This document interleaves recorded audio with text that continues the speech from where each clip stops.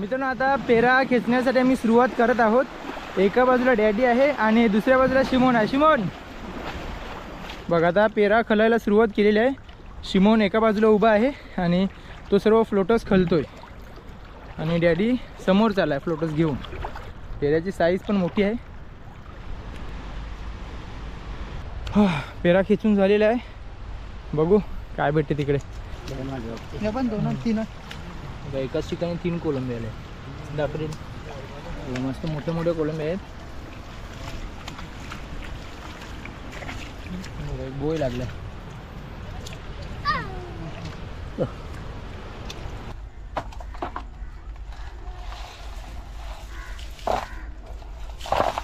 बघा।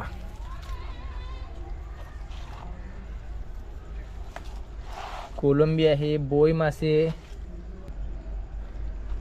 आणि बोई